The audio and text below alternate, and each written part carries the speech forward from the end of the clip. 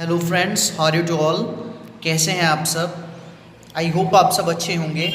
So friends, today we will discuss Indian legal history topic judicial reforms of lord Cornwallis. So first of all you should know about the Lord Cornwallis. Lord Cornwallis was Governor General.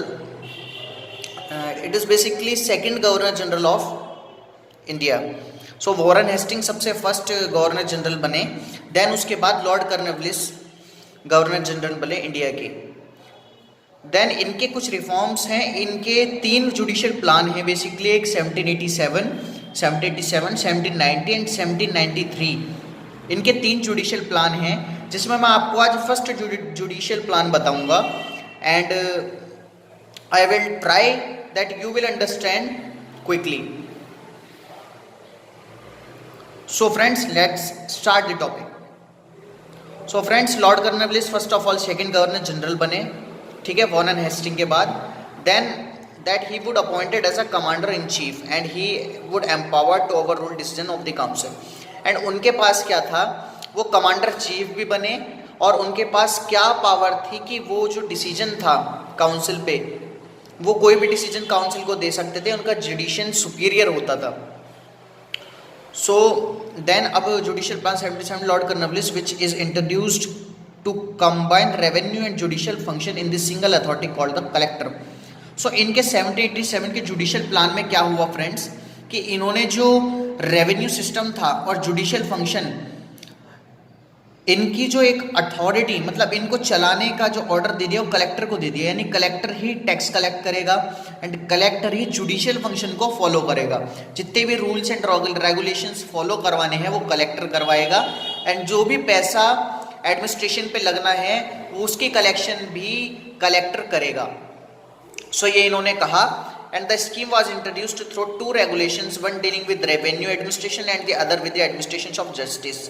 And इन्होंने ये introduce किया to regulations जिसमें कि एक था कि revenue collect करना, दूसरा एडमिनिस्ट्रेशन ऑफ जस्टिस को हैंडल करना। After reorganising the revenue administration, the number of district in Bengal, Bihar and Orissa were reduced from 36 to 23। So जो डिस्ट्रिक्ट थे बंगाल, बिहार एंड उड़ीसा के, उन्हें कम कर दिया गया, उनकी संख्या को 36 से 23 डिस्ट्रिक्ट कर दिए गए। And the servant of the English company was to be appointed a collector who was in charge of district and was responsible for the collection of revenue.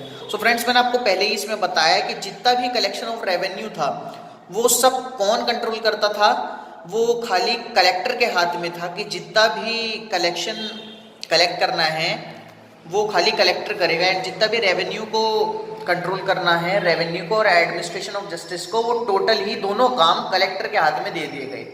All the cases of revenue decided in revenue courts which was called मल अदालत। तो जितने भी revenue के जो मामले थे, जितने भी केसेस थे, वो कहाँ जाते थे, वो जाते थे रेवेन्यू कोर्ट्स में एंड उन्हें मल अदालत भी कहा जाता था friends. The collector was also to act as a जज ऑफ मुफस्सिल दीवानी अदालत फॉर डिसाइडिंग सिविल केसेस। और जब कलेक्टर था वो जज की तरह एक तरीके से एक्ट करते थे, लाइक ऑफ मुफस्सिल दीवानी अदालत। जैसे मुफस्सिल दीवानी अदालत में सिविल केसेस जाते थे, ऐसे जो कलेक्टर थे वो भी जो एक्ट करते थे जैसे कि वो जज की तरह एक्ट करते थे, और जो मुफस्सिल दीवानी अदालत में सिविल केसेस देखे आते वो भी कलेक्टर देखते थे। And he sent to accuse to Nizamat Adalat for trial. And जो भी क्रिमिनल केसेस होते थे उसके लिए निजामत अदालत में ट्रायल के लिए भेज दिए जाते थे। अब आती है appeal.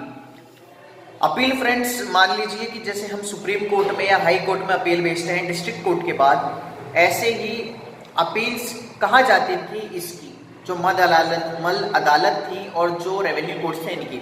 Appeals from the decisions of the Mal Adalat which was headed by the collector and further sent governor general council. तो गवर्नर जनरल एंड काउंसिल के पास अपील्स जाती थी in civil cases and appeal from the mofussil Diwani अदालत could be preferred to Sadar Diwani Adalat in subject of matter should exceed 1000 rupees. जो civil cases थे वो मुफस्सिल दीवानी अदालत में जाते थे और जो 1000 रुपए से एक्सीड होते थे वो सदर दीवानी अदालत यानी अपर कोर्ट में जाते थे।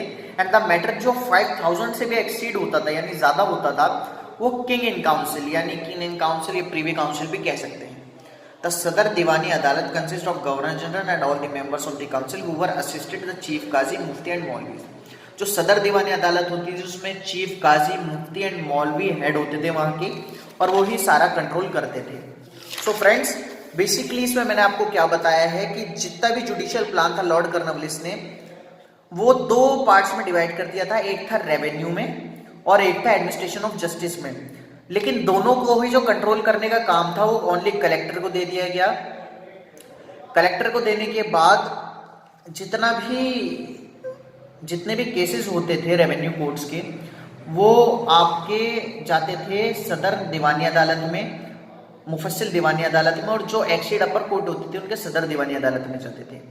एंड जो रेवेन्यू कोर्ट्स थे मल अदालत भी कहा जाता था। अपील इसकी गवर्नर एंड काउंसिल के पास जाती थी। सिविल मैटर में मैंने आपको बताया कि 1000 रुपीज से एक्सीड जो होते थे वो हमारे जाते थे सदर दीवानी अदालत में, और जो 5000 से एक्सीड की अमाउंट जो होती थी वो जाती थी किंग एंड काउंसिल।